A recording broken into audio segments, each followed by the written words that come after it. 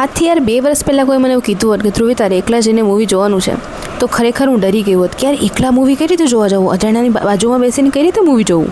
પણ યાર આજે જ્યારે એવું મન લાગે છે કે કોઈ એક સરસ મજાનું મૂવી રિલીઝ થયું છે, જેમ કે સ્પાઈડરમેન બ્રેન્ડ ન્યૂ ડે, મને ઘણા સમયથી જોવાની ઈચ્છા હતી. કોઈ માર્વેલનું મૂવી મેં ક્યારેય થિયેટરમાં બેસીને નહોતું જોયું, તો જોવાની ઈચ્છા થઈ તો એકલી વહી ગઈ.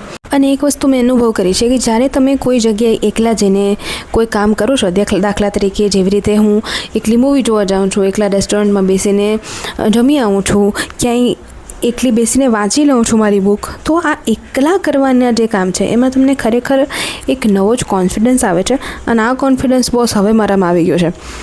અને વાત રહી મૂવીની, તો મૂવી જોરદાર હતું. એના કેટલાક સીન તો એકદમ જોરદાર હતા, જેમાં સ્પાઈડરમેન જ્યારે ઝૂલા ઝૂલે છે ત્યારે એવું લાગે કે હું એની સાથે સાથે ઝૂલા ઝૂલું છું. હા, સ્ટોરી થોડીક ડિફરન્ટ છે પણ મજા આવે એવી છે.